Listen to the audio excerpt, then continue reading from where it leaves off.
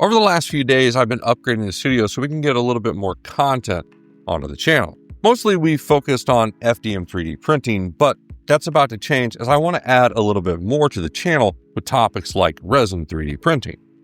We can't just throw a resin printer on the back set here. That's not going to work. Instead, we need to get something set up specifically for resin printing. For those of you who have been here for a while, you may have noticed that we have a certain theme for the channel. Mostly our theme is fairly straightforward with a stripped down industrial aesthetic, nothing that can't be easily achieved with a simple trip to IKEA and Home Depot. Keeping with the theme, one of the main things that we're looking for would be more Scadus boards. That would be the boards on the wall behind me. There are a lot of different options online for 3D printed wall storage and decoration, but realistically, none that I'm really into. And mostly I just prefer the Scadus board from IKEA. The Scadus boards are easily one of the best options when it comes to a store-bought solution, and they're excellent for 3D printing your own parts and accessories. The main driving factor for the overall theme of our set would be the use of high contrast lighting for our light and dark areas of the set.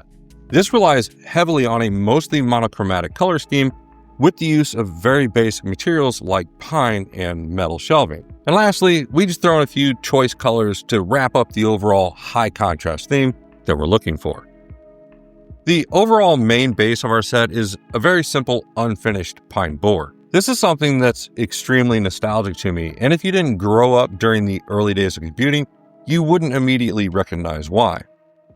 The early days of computing weren't bright and colorful. Rather, the early days of computing were highly utilitarian.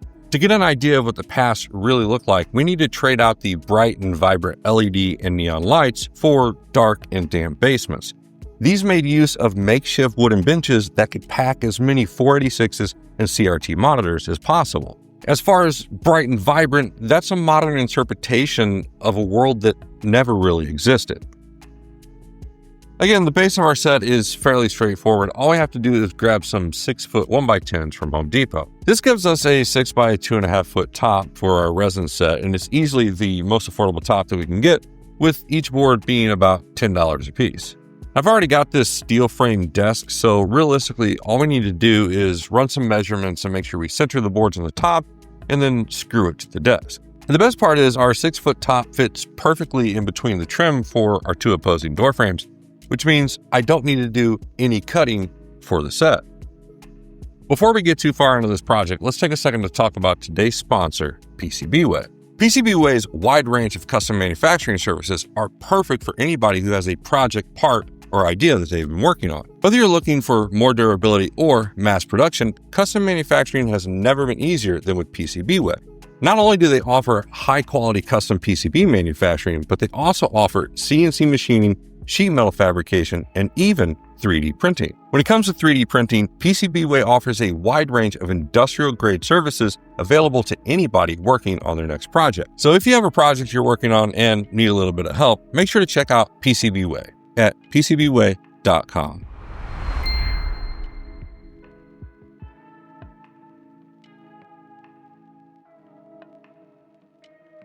But since I was picking up wood anyways, I felt like this would be the perfect opportunity to also retrofit the main set, as I really wasn't happy with the original desktop that came with the desk that we were using. The pine top was always the end game for my main set, and you can tell just by looking at it that it looks great next to the PC66.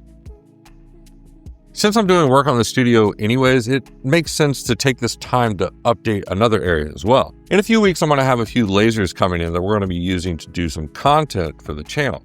So it makes sense to grab a few boards and set up an area for that while we're at it. I don't really want to get too extravagant in this area. Mostly I'm just going to drop the boards on this cheaper standing desk and then screw it up from the bottom. Just enough where we can drop in a laptop or a monitor and drop our lasers on it.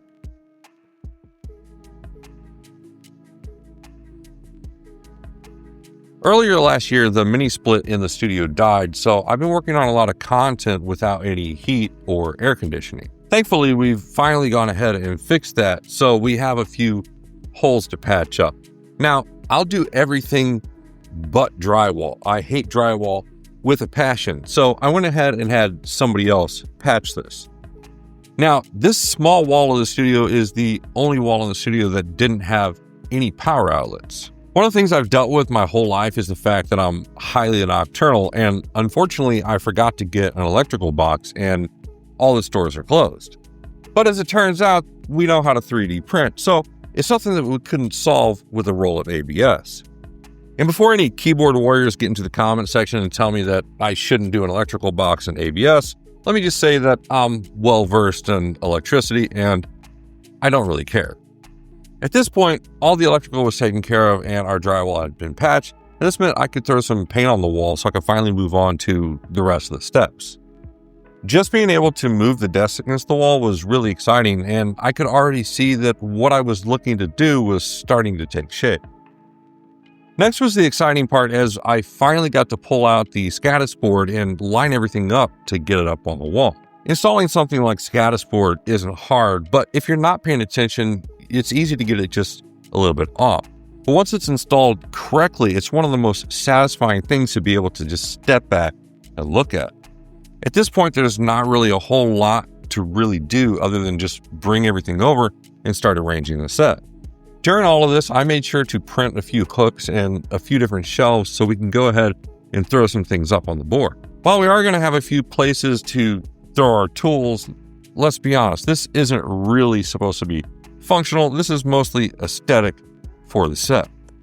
Obviously, because I love keyboards, it was almost mandatory that we go ahead and throw a few up on the board. And I don't know, we might even throw a live stream out there for a custom keyboard build.